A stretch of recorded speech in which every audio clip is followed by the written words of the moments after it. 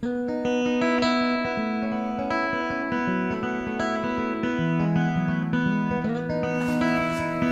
so much, Joseph. That was really wonderful.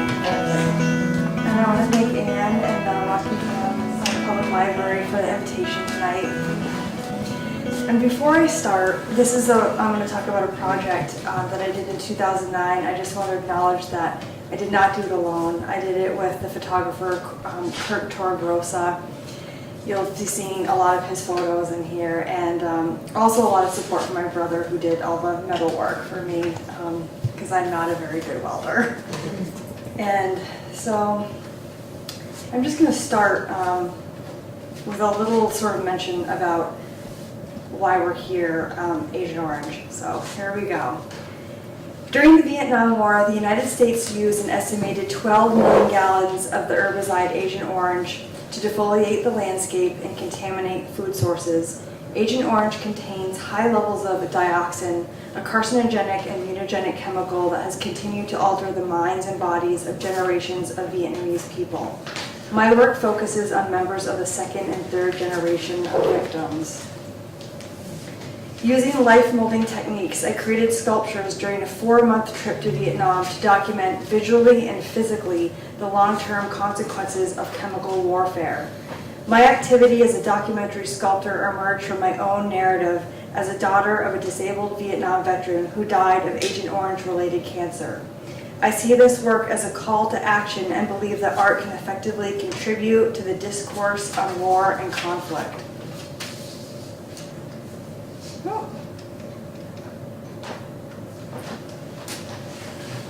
When I was 10 years old, a fleshy, round mound began to grow in the upper part of my father's right arm. I remember tracing the hard lump with my finger, and the words Agent Orange entered my vocabulary. Other words started to come into my vocabulary: cancer, Vietnam, Veterans Affairs, chemotherapy, radiation, hospice. Within the year, he was dead. In the late 1960s, when my father was in his early 20s, he was walking point through a Vietnamese jungle and stepped on a landmine. After the explosion, he crawled to his shoe. Inside it, he found his foot. His left leg was amputated above the knee. His right leg was badly damaged and just barely saved. The tips of his fingers were missing, and shrapnel was dispersed throughout his body. At the crematorium, the fire consumed the damage of my father's right leg, the absence of his left, and the raging cells that metastasized throughout his body that still carried a war he fought decades before. He was 38 years old and having to leave behind a wife and 2 small children. Ill-fated, although that is not quite the right word for his life. My father's life led me to this project, and in some ways it led me back to him. The core of this project is to bring light the ordinary stories of people living under the extraordinary consequences of war. Individuals face the dichotomy of having bodies that are both private and social. Agent Orange connected disabilities and issues regarding compensation and responsibility are continually debated and contested publicly, but at the same time have deeply personal implications for the victims.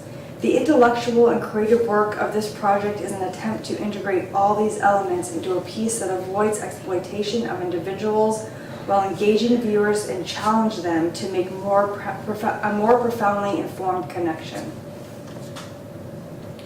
I consider this project to be collaborative work. The process of body casting takes hours of difficult work. Practical considerations have to be made, such as shaving excess hair and applying lotion to the body prior to making the mold. There are also emotional considerations to having foreign hands move across one's body in order to document it. The people involved in this work have been deformed since birth, and I think are highly aware of their uniqueness and the curiosity their bodies generate. I cannot claim to understand what it must be like to live in such a body, but I suspect at times it is extremely difficult and isolating. It took tremendous courage for all these involved to enter into this partnership with me, a virtual stranger from a country that was once an enemy. I think to Phong Tran, a 28-year-old Agent Orange victim whose sculpture is here tonight. "I want to be seen in America," he stated boldly to me one afternoon. Indeed, he wanted to be physically represented and present to tell his own story. The United States used a chemical to alter the landscape of the Vietnam, and it resulted in altering the landscape of the human body for generations. This work documents these bodies for us to see. Tonight I want to tell the story of Phang Tran. When I first arrived in Da Nang in central Vietnam and people began to learn of the project, I was told by many to meet the tiny teacher. Phang Tran is the tiniest person I have ever seen. When I measured him from the molding, he stood 72 centimeters high.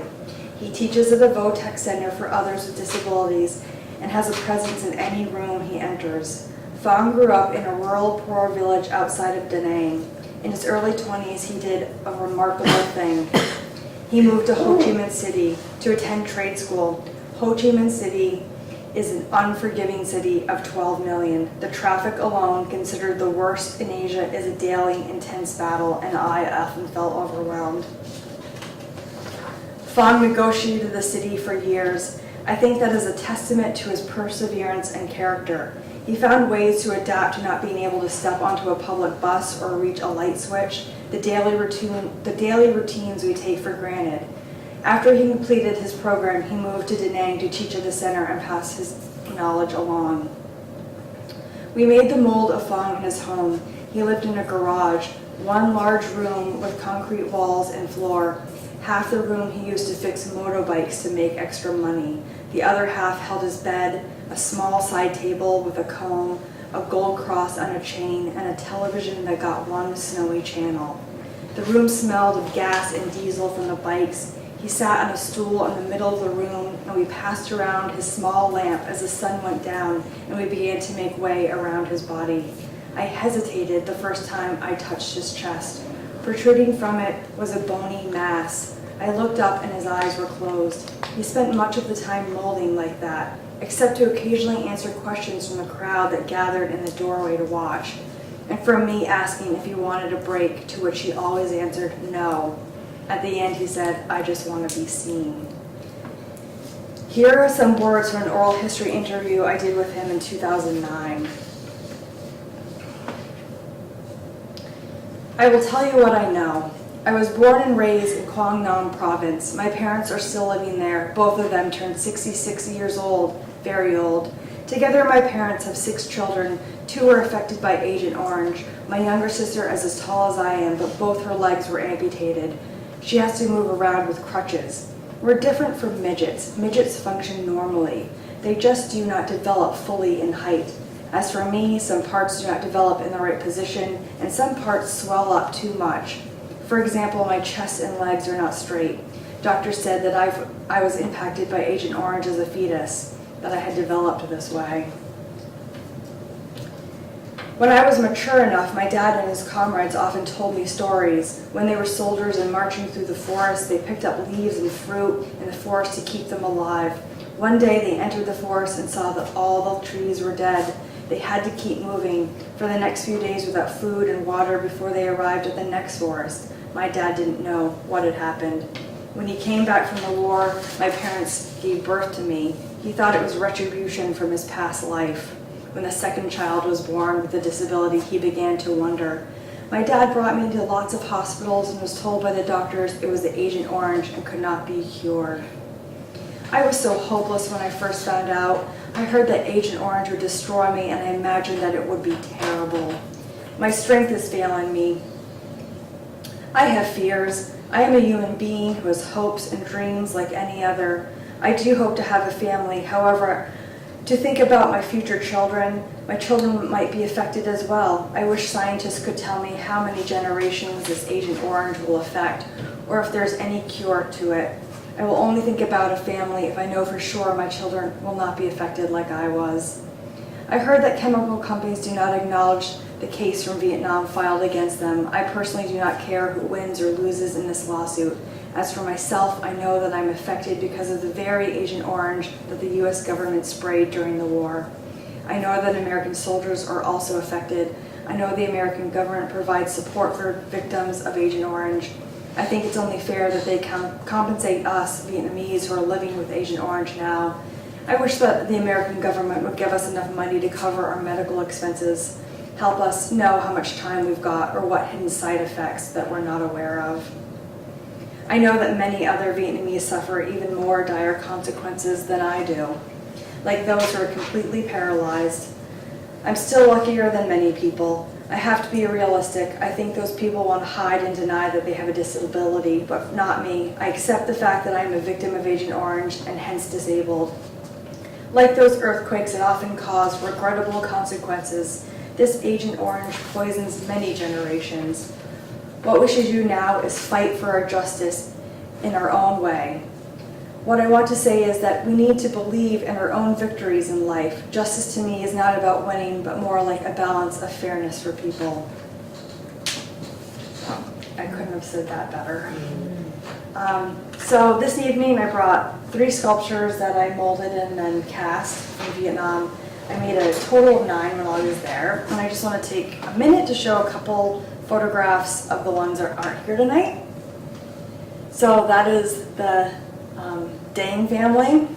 Hoya is in the yellow and orange, and that's her dad on the side.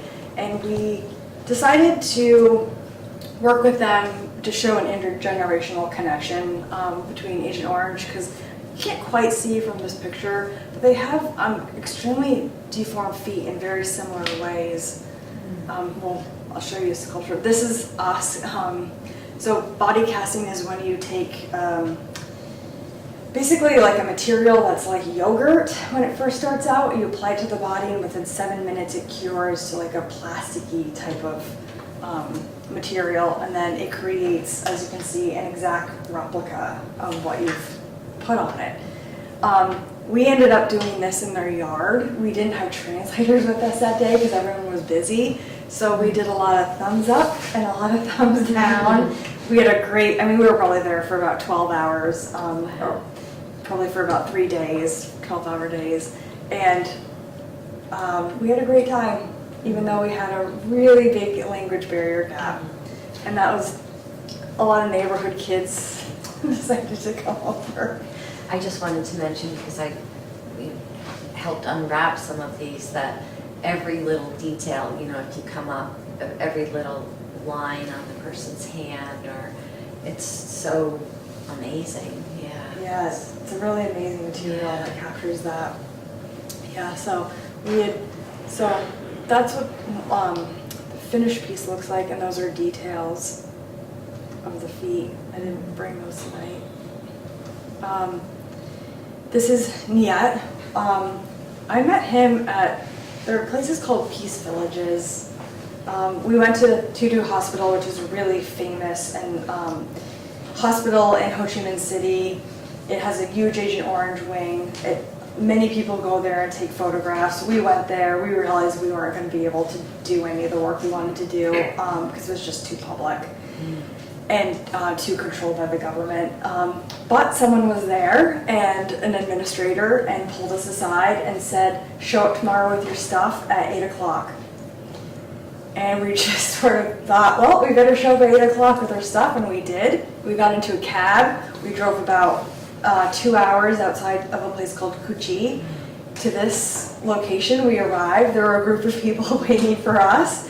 We told them what their project was about, and we said, does anyone want to participate? And we got all the hands raised. So we spent a couple of weeks going back and forth, working with people here. And I did this in 2009, so it's been close to a decade since I was there.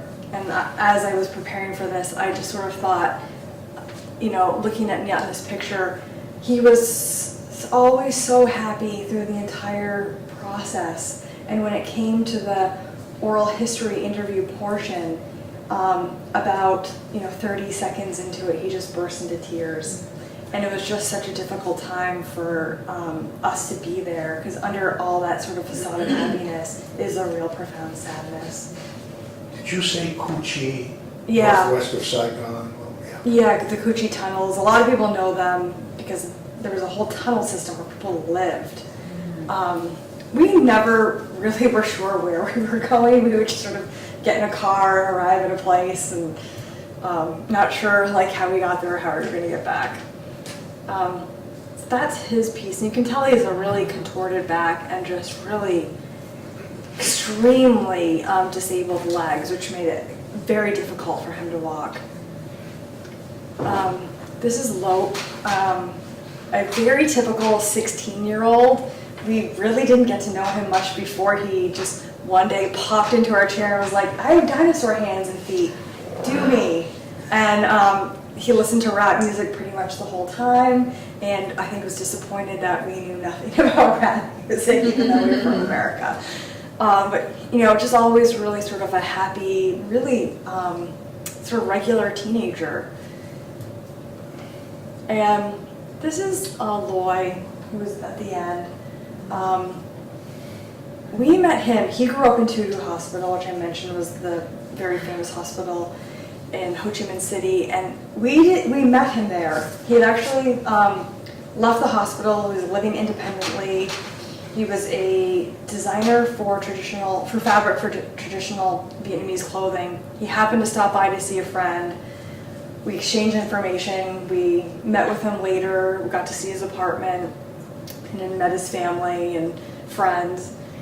And then we cast him for that piece, and he was really one of those people that sort of walked a line of not wanting to be seen as someone with a disability, because he was very outgoing, very handsome, and I think didn't want to live as a disabled person, but yet at the same time felt conflicted because he was a victim of Agent Orange, and that I think speaks to a larger issue in Vietnam. So he was really interesting. We never got to cast his legs, but because he wouldn't allow us, but he was very happy for us to do his torso. There he is at the end. Can I ask a question? Yeah. Did you find, I I mean, think that's it. I think of how I might feel if I was in that situation because somebody else came into my country. Did you find anger? You talk about profound sadness. Anger or hate, say, towards the U.S.? No, I really expected that going in, and it never was an issue. We were so welcomed by everyone and embraced, and I think part of it was that I had a father who was a disabled veteran and who died of Agent Orange related causes, so I think that created a connection between the people that we were meeting. And I think, yes, we really did think about this a lot after the trip and sort of during the trip about what was happening. And I think that in Vietnam, like, the way they think about the past is maybe different than how Americans think about the past. And whatever that is just sort of, I think, allows them to move on from like sort of rage and hatred to something else. Yeah, we didn't speak the language and we relied mainly on translators. So, I mean, it's hard for me to answer that question, but that's just sort of like, yeah, we definitely thought about that a lot and tried to understand like why here there's still sort of among some people a sense of like anger and resentment, but there it really felt alleviated. Yeah, we were very surprised at how well we Were were. these children exposed to Agent Orange themselves, or were they birth defects they got later on? Yeah, that's a good question. I think a combination of both. Because what we sort of know about Agent Orange is that because it contains dioxin, it has like a mutagenic property to it. So it's possible that it's affecting sperm. You do see in the States, there are children of US vets that have mainly spina bifida, is a recognized disability in second generation by the US government.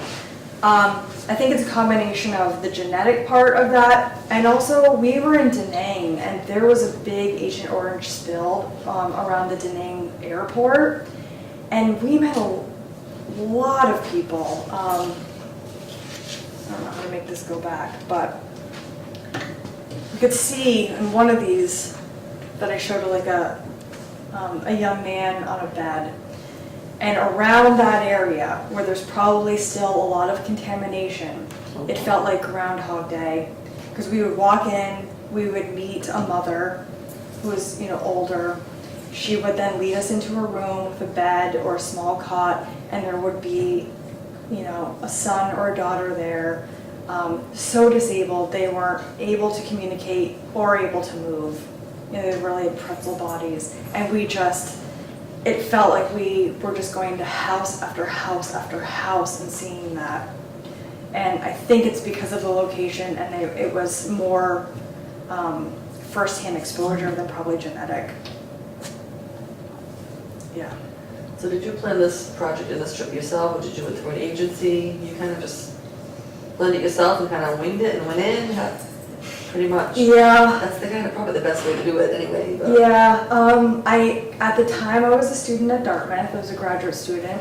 So I got in touch with some professors who had connections to Vietnam, and they sort of helped me arrange what to do. And actually we spent about a year and a half just prepping for the project.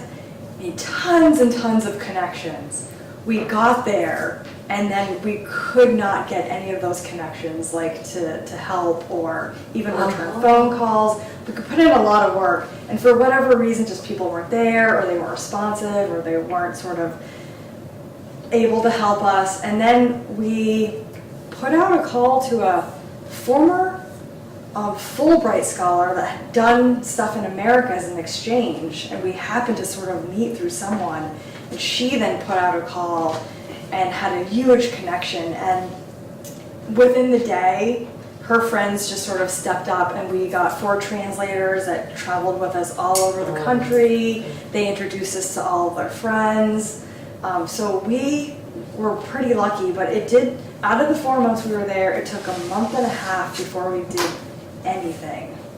So that at one point I remember we were walking in Ho Chi Minh City down the road. It was nighttime, and it was about a month and a half into it, and my friend Kirk was like, "What? Are we gonna have to go home with nothing?" And I was like, "No, I'm staying until we have something." And then luckily about a week later, we got that connection, and things just totally changed for us. Yeah, well, basically we sort of we just jumped in without knowing what we were doing. And that was 9 years ago, so you've not been back. I haven't been back, but I've done other projects in conflict countries. Oh, you have. Yeah, I went to Sierra Leone the year after. Sierra Leone was engaged in a 10-year civil war that the world basically ignored, and because it's rich in diamonds. And so there was sort of a play to take over the diamond mines, and what ended up happening there was a mass amputation of limbs.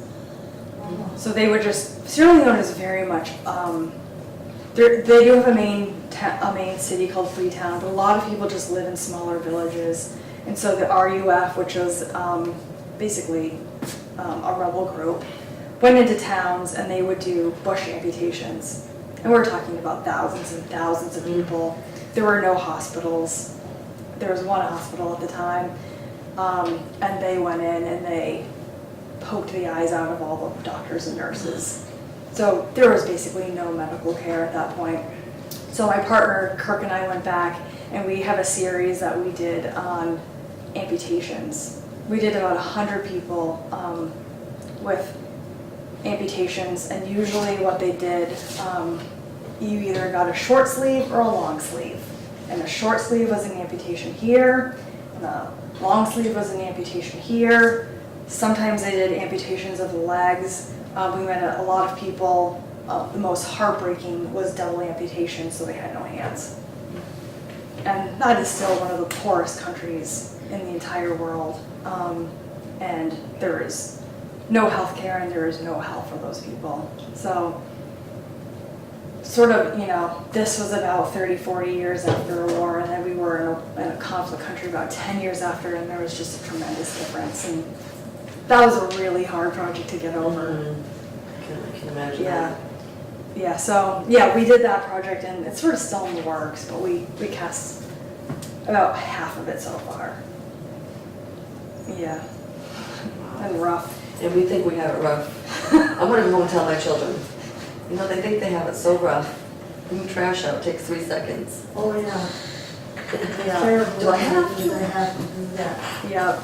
Yeah, it puts it into They don't perspective. understand. Yeah. Yeah. Yeah. I know. I always think when I have it bad, I'm like, I've seen what bad is.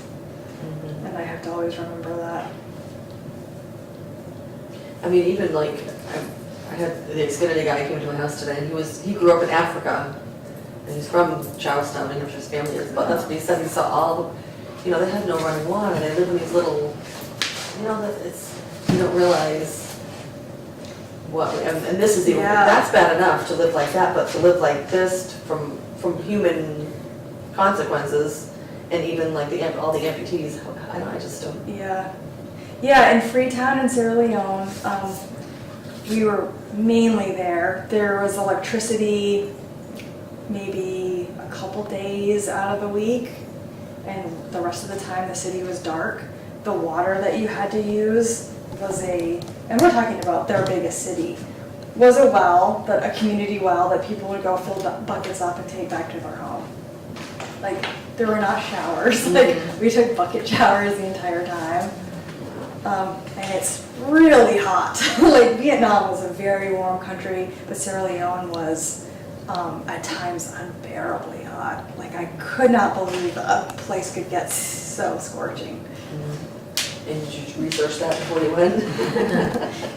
Not really. We decided, based on the last trip, we're like, we'll just go and figure it out. And I have to say, we got there and someone in the States was on LinkedIn with a person that was in Sierra Leone, and he met us and we became fast friends. He introduced us to other friends, and they spent every single day with us for nearly 4 months and traveled the country with us. Wow. Yeah, because in Sierra Leone, unemployment is about 85% for youth. There's just no economy there. So, yeah, they were incredibly generous, and we're still friends with them to this day. That's awesome. Yeah. So, and yeah, it was just really an interesting experience that really did shape, I think, my life after that. So you're not going back to Vietnam to do a follow-up on any of this, or this kind of project is kind of done now, you're just doing it here for awareness here in America? Yeah, and I got really lucky because after we got back, this work has traveled to Bosnia and China and India and Cairo and Atlanta and Toronto and all over. We got hooked up with an organization that wanted to take it various places. So you didn't go to all those places, but your work has gone. yeah, That's amazing. Yep. I made a giant crate and I Yep. packed everything up, and it got sent, around the world. And actually, this piece, these two pieces went to Egypt during the Arab Spring. And you can see there's, on pieces, there's this Arabic in pink marker. And because it was during the Arab Spring, it was such uprising, they ended up taking the show down and just throwing everything in a box and sending it back. So a lot of pieces got damaged, but we fixed them, and then they went on to New York after that. Yeah. So yeah, that was sort of our hope, is that it would bring some type of awareness throughout the world, and I'm hoping on some small level it's done that.